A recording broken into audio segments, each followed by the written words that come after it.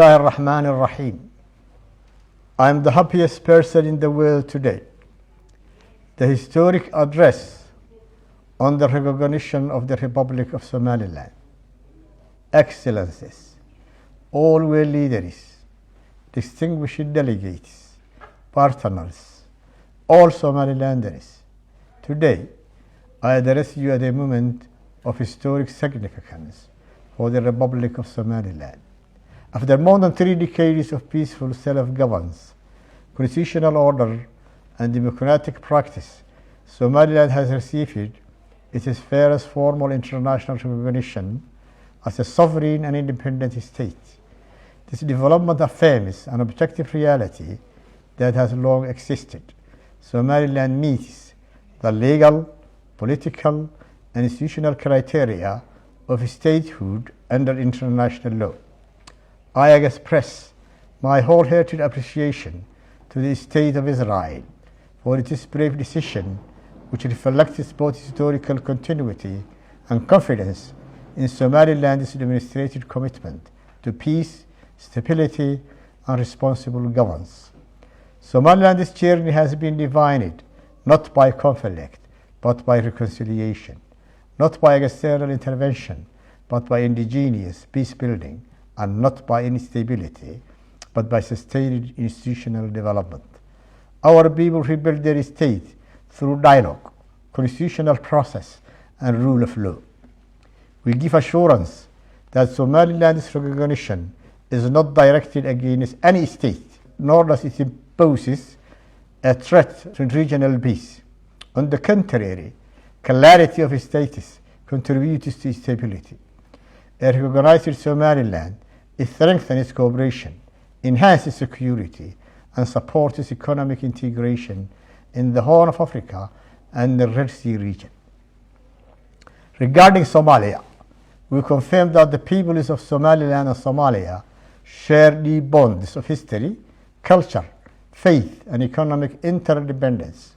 However, the shared ties do not require political unification under a single state.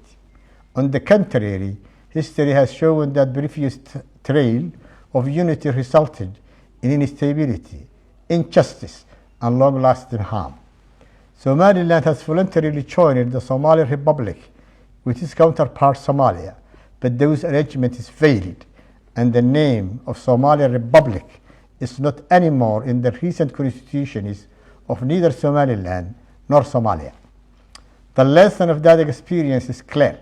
The pursuit of a unity that no longer exists risks prolonging division rather than healing it.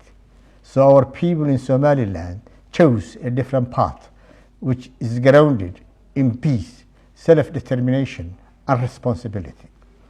The Republic of Somaliland therefore believes that the most constructive path forward lies in accepting political realities, avoiding zero-sum narratives, and focusing instead on healing past wounds and advancing shared interests.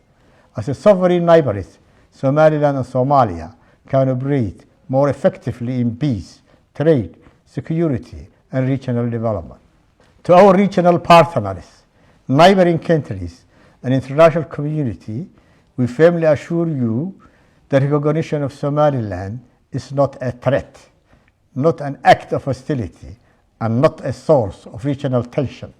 Somaliland has been and will continue to be a responsible and a constructive actor committed to peace, cooperation, and shared development. To our partners in the Arab and Muslim world, we wish to state clearly that Somaliland is a Muslim nation, deeply rooted in Islamic values of moderation, justice, and coexistence. Our foreign policy is guided by balance, respect, and adherence to international norms. Somaliland's recognition does not represent alignment against any Islamic nation or community. Somaliland remains committed to peaceful coexistence, constructive diplomacy, and mutually respectful relations with all neighboring countries and UN members in accordance with the principles of sovereignty, territorial integrity, and international law. To the United Nations, African Union, IGAD member countries, the League of Arab States, the Organization of Islamic Cooperation, and the Commonwealth and international partners will reaffirm Somaliland's readiness to be admitted to a full membership in all international and regional organizations to fulfill the responsibilities that such membership entails. Somaliland respectfully invites member states and international institutions of the above-mentioned organizations to engage with Somaliland because of facts, international law, and shared interests. This moment represents not an end, but a historical and a responsible beginning, guided by cooperation, regional integration, multilateralism, and shared commitment to peace. Thank you.